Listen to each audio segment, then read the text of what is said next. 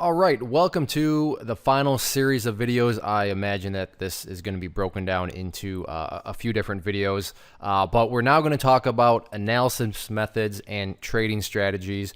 Everything that we've learned has been essentially building up until this point, because without those things, it's hard to really go any further. I mean, if you don't know what a pip is, if you don't know how to read a currency pair, if you don't know how to read a Forex quote, well, then it really doesn't matter about strategies or methods or anything like that, because you don't even know, the X's and O's of things. So, but now we have that all taken care of. So let's just hop right in. So my goal at this point is, this is where you should be. And in fact, if you're not at this point, then by all means, please send me any questions you have with something, that you need clarification of. So the first and really the most easiest way to put this is you really should be able to walk up to family and friends or some stranger on the street and talk Forex with them. You should be able to explain, currency exchange rates changing in value is how money is made. Currencies are compared side by side, aka, and that's what a currency pair is. Maybe some of your new favorite words are like margin, liquidity, and leverage, and you can explain why these concepts need to be treated with respect.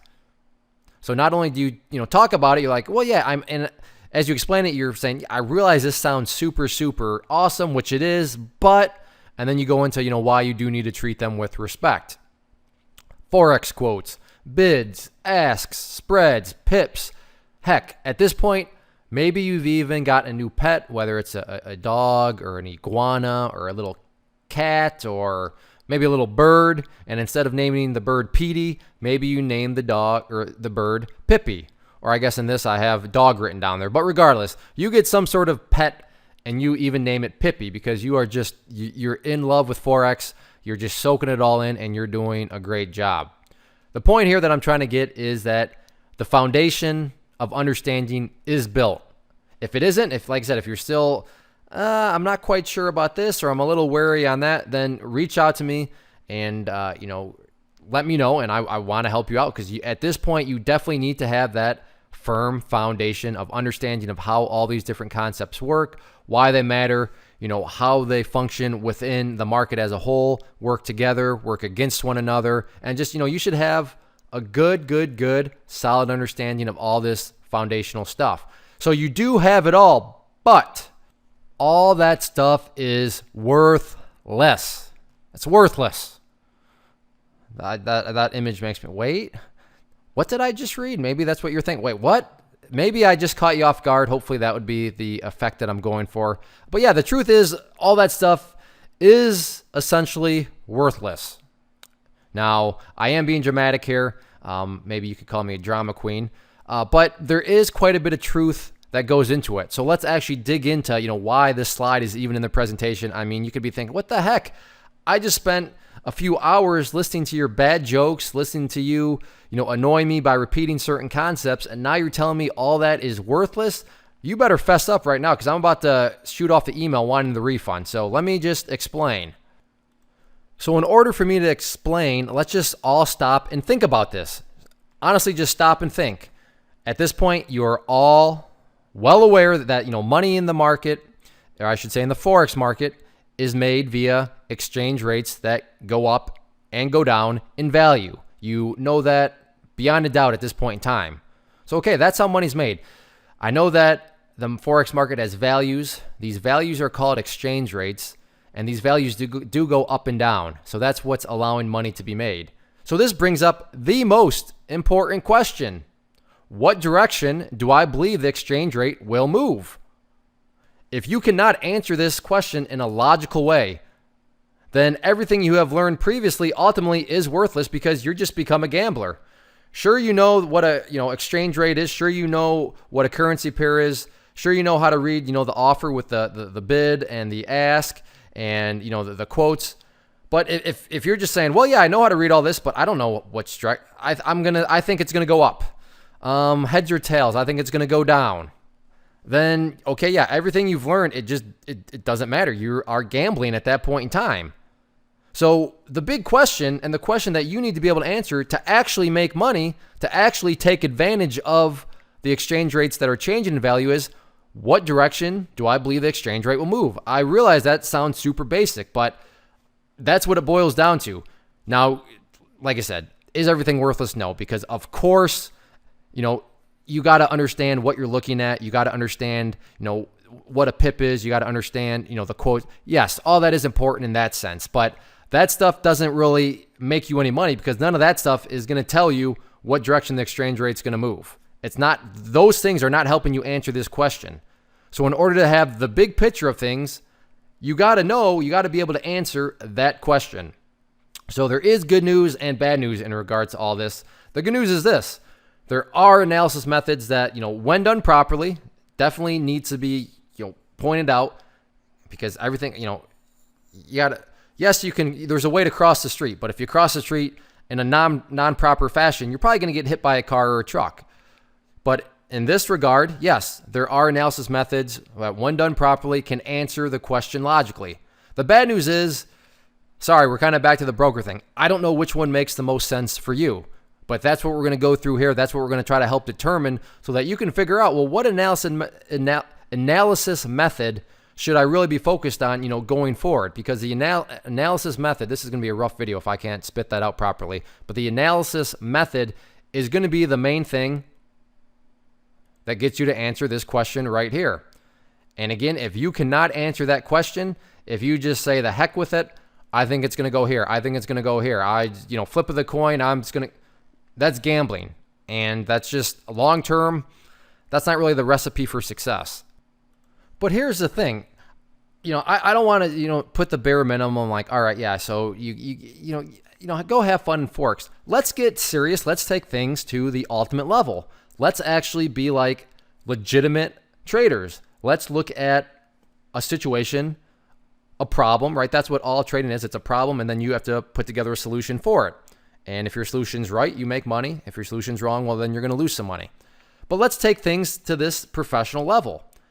So, I'm not trying to backtrack. I'm not trying to kind of go back on what I just said. Without a doubt, what direction do I believe the exchange rate will move? That is still the most important question. But the question that separates amateur traders from professional traders is this. Is my potential reward worth the risk I am taking? Is my potential reward worth the risk I am taking? That's what's going to take it from amateur trading to professional trading. And I absolutely love this quote. If you think it's expensive to hire a professional to do the job, wait until you hire an amateur.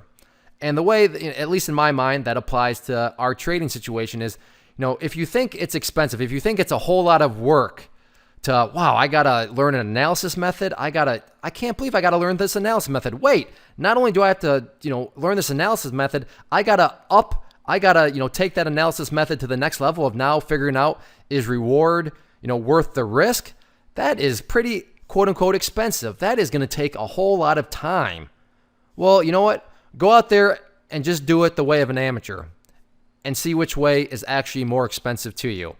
And, I'll just leave it at that. But I love that quote because it's so true with not just Forex trading, but really life in general is, oh man, it's so, you just pretty much replace expensive with time consuming. And, that really does, if you think it's time consuming to learn how to trade the right way, wait until you hire an amateur or wait until you trade like an amateur. That's, another rephrasing of a quote, but a great quote. And what is, really kind of summarizing what we want to do here. Not only do we want to, not only do we want, we need to be able to figure out which exchange rate or which direction the exchange rate will move, but to up things more, just because we think it's going to go up or just because our analysis method thinks it's going to go down, our analysis method also needs to be able to tell us, well, yeah, I think it's going to go down, but is it still worth taking the risk for the potential reward if it goes down? That may seem like a super complicated question, or it may seem like, oh yeah, that's easy to determine. If you're sitting there and you're brand new and thinking, oh, that's easy to determine, you are definitely taking this all too lightly. Don't get me wrong. It is by no means rocket science, but it's not exactly, just a walk in the park either, like super obvious. There is some work. There is, learning that goes into how exactly do you answer those two questions. And please, I already put it in all caps, but I don't care because I want to emphasize this.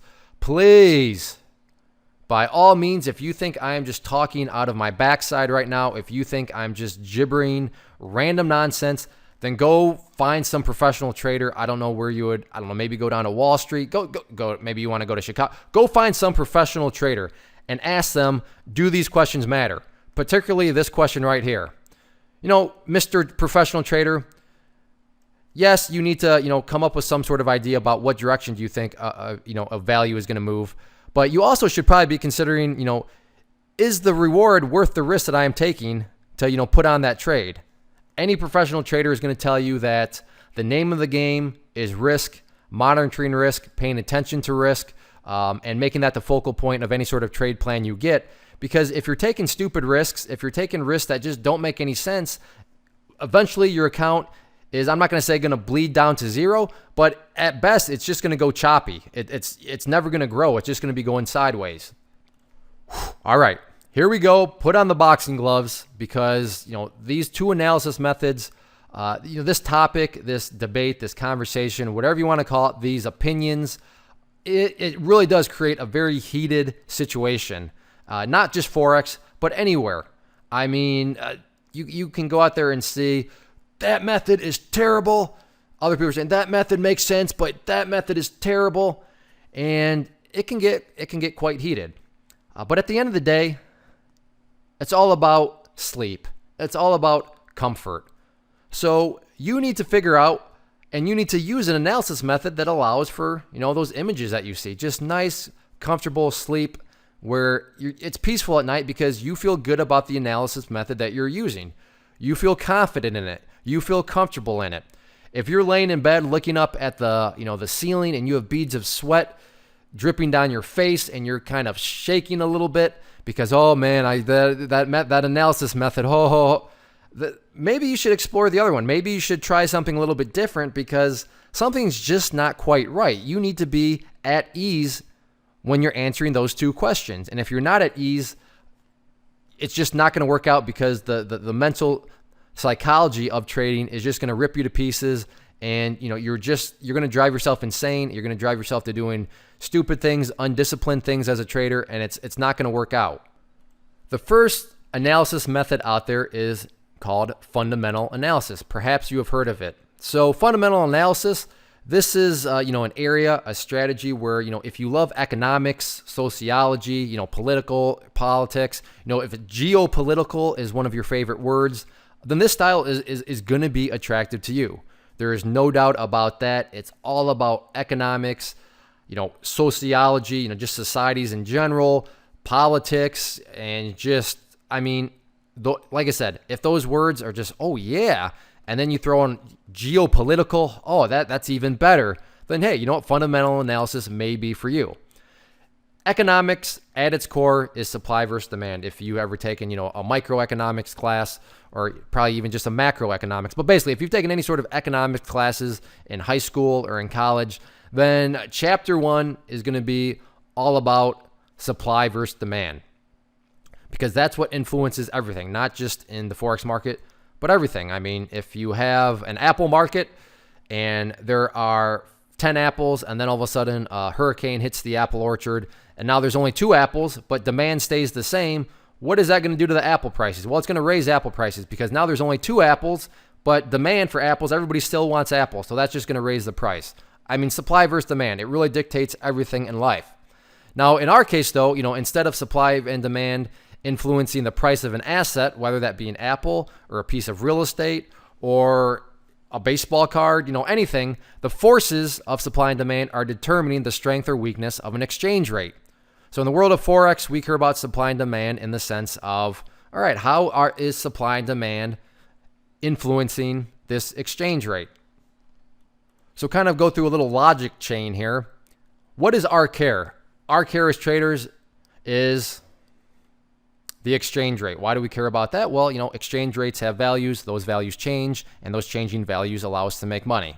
That's probably about the 20 millionth time I've said that. So you understand why our care as traders is the exchange rate. Now, our care as traders that are using fundamental analysis is going to be, all right, well, what determines what is going on with the exchange rate?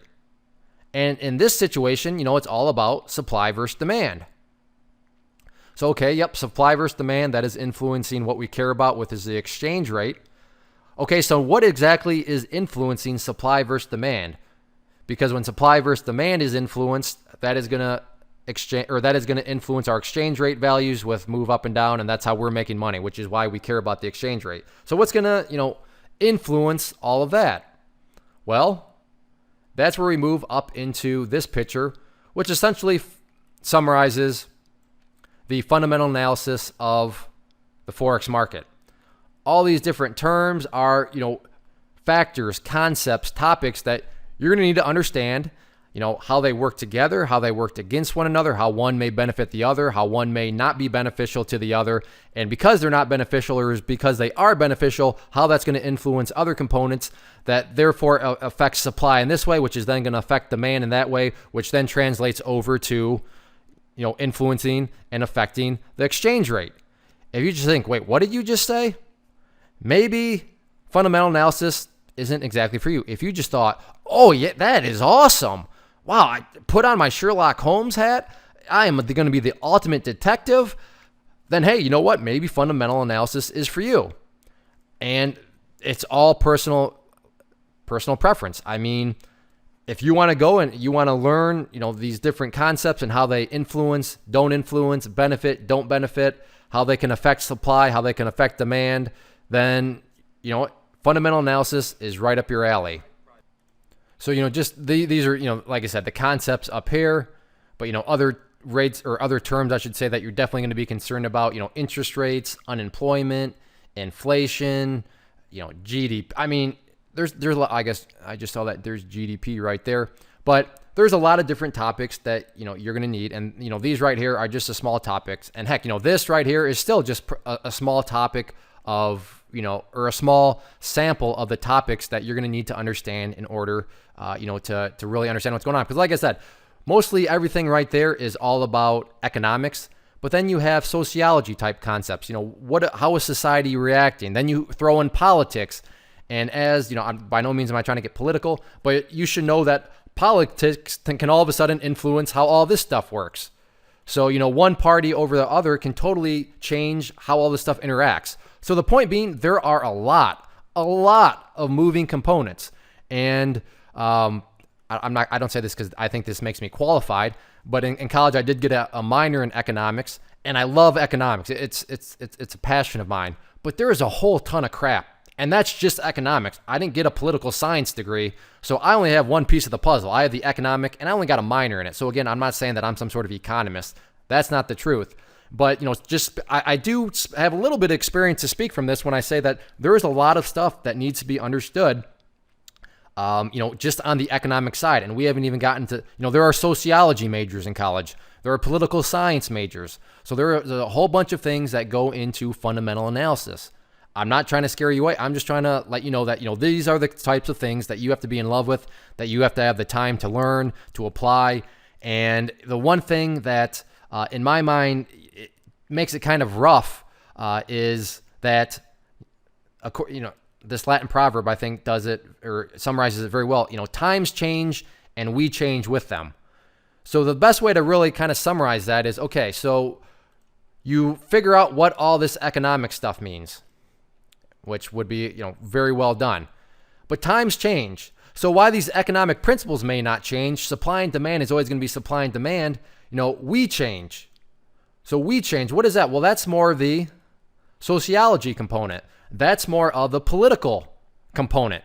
So when we change, then all of a sudden, depending on how we change, to what extent we change, that's all of a sudden going to throw all this stuff into a tailspin. It's going to all of a sudden it's just, like I said, there's no holy grail system. This is why even Warren Buffett is never always right, because all it takes is one sort of political change. All it takes is one sort of, change from a society. So sociology changes.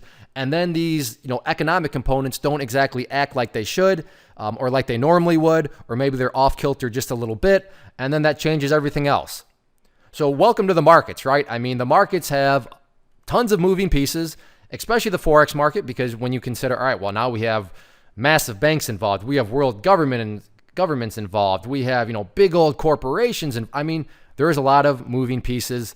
And like I said, if you're sitting here just drooling right now, maybe you're having to clean up your keyboard or your phone screen or however you're watching this because, oh, this sounds awesome. Hey, then go for it. That's great. But that's what fundamental analysis essentially is. Now, full disclosure here, I guess I already disclosed it in the broker video, but I use technical analysis, so I am biased towards it. I also sell courses that teach technical analysis, so I am biased towards it. But also, I just want to come across, I am in no way, shape, or form saying that you have to use technical analysis as your analysis method. That's not what I'm saying at all.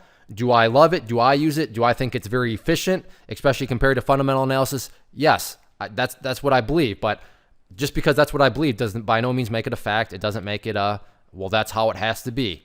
So yes, I am biased. Yes, I love this stuff. Yes, I offer courses that teach technical analysis, but I'm not saying this is how you have to do it. I'm not saying this is the only way to trade Forex. So with that out of the way, let's actually just talk about what technical analysis is.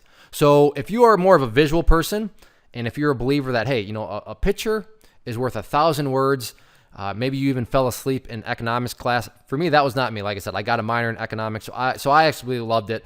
But if you were just like, oh, economics, oh, sociology, oh, political science, geopolitical, quit cussing at me. I don't even know what that means. If that's kind of you, then you know what, technical analysis might be, right up for you. If you like a good story, maybe if you enjoyed history class, a couple more good signs that, hey, you may enjoy technical analysis. So within the world of technical analysis, again, supply and demand, I said that influences everything, not only, just in the Forex market, but everywhere. So therefore, obviously, I was thinking about, should I do one more example of supply versus demand? But the example in my head, might not be appropriate. So I'll just leave it at that. So supply and demand, though. So once again, that is influencing exchange rates.